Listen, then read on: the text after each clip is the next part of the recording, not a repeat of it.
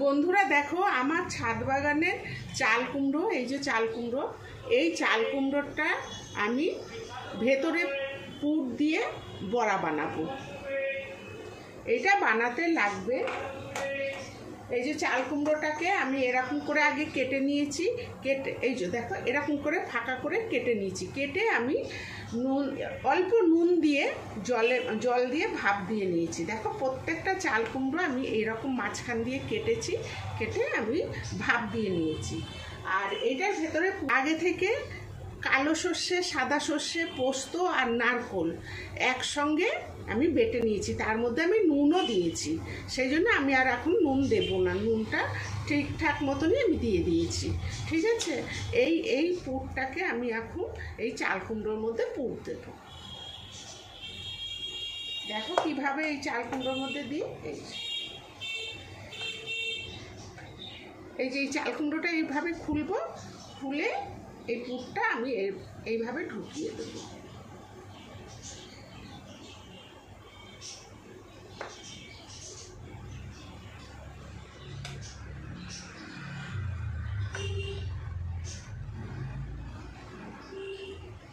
দেখো বন্ধুরা, আমি এইভাবে চাল কুমড়োর ভেতরে পুরটাকে ভরে দিলাম।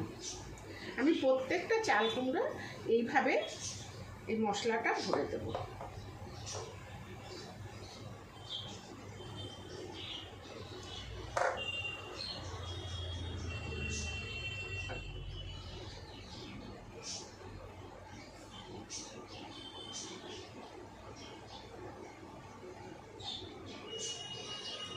দেখো এই যে আমি এইভাবে ভরলাম। এটা সাবেকি রান্না, তো এই রান্নাটা আমি আমার মাঠ থেকে শিখেছি। এটা এইভাবে, এটা খেতে খুব ভালো লাগে,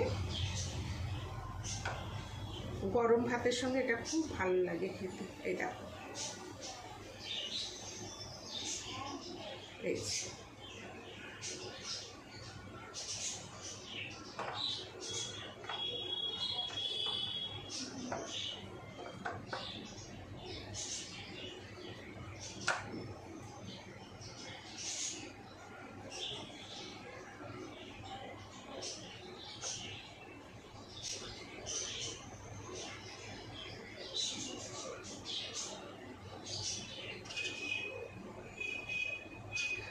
আমার সব চাল কুমড়োর পুরটা হয়ে গেল। এবার আমি বেসনের ব্যাটারটা রেডি করব। এখানে আমি বেসন নিয়ে নিয়েছি আন্দাজ মতন।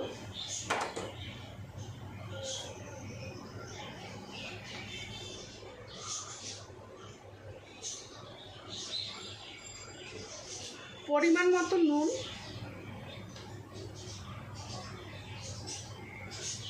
হলুদ, অল্প চিনি,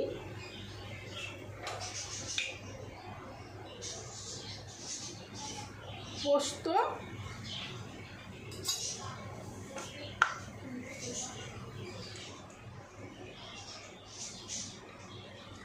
আর কালো জিরে, এইগুলো দিয়ে আমি ব্যাটারটাকে তৈরি করছি। আমি এই ব্যাটারটাকে তৈরি করে তোমাদের আমি দেখাচ্ছি। বন্ধুরা দেখো আমার এই ব্যাটারটা হয়ে গেছে। এই ব্যাটারটার মধ্যে আমি লঙ্কার গুঁড়োও দিয়েছি, এই যে লঙ্কার গুঁড়ো, সব কিছু দিয়ে ভালো করে আমি গুলে নিয়েছি। আমার কড়াইটা গরম হয়ে গেছে, আমি এখন সর্ষের তেল দিয়ে দেবো। আমি এটা সর্ষের তেল দিয়েই ভাজবো, এটা রিফাইন তেলেও ভাজা যায়।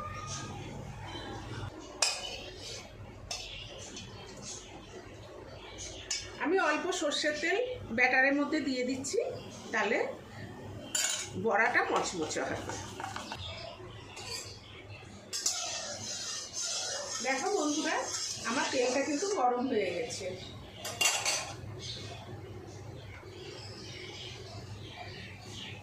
আমি আগে এই মুখটার মধ্যে বেসন দিয়ে দিচ্ছি, এই যে এরকম করে বেসন দিয়ে দিচ্ছি।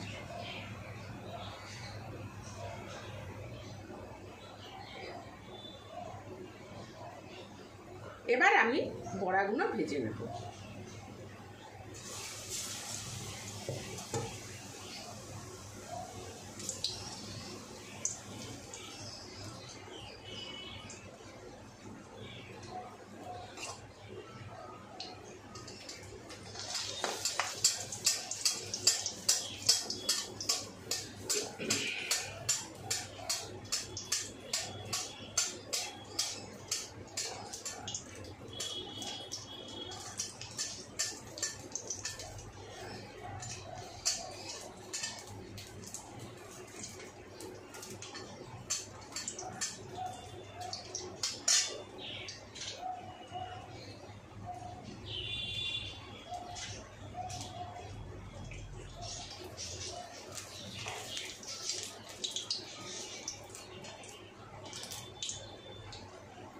দেখো কি সুন্দর হচ্ছে।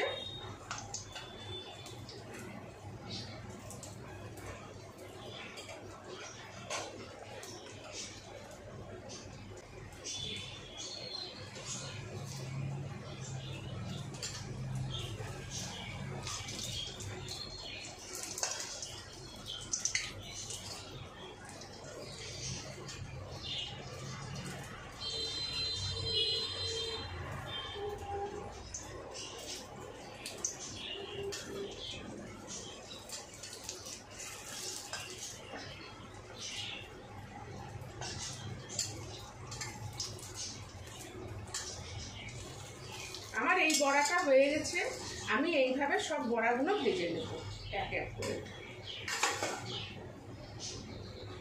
আমি আবার এই যে আগে এই মুখটাকে বেসন দিয়ে এরকম করে লাগিয়ে নেব, তারপর আমি বেসনের ব্যাটারে চুবিয়ে আমি বড়াটা ভেজে নেব।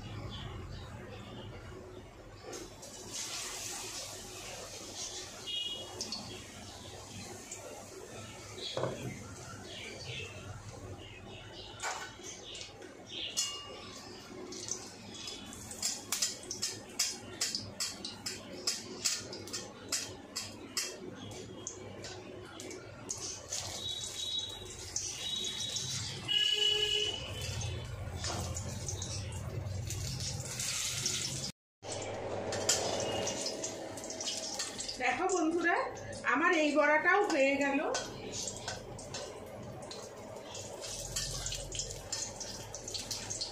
আমি এবার এই বড়াটা তুলে নেব।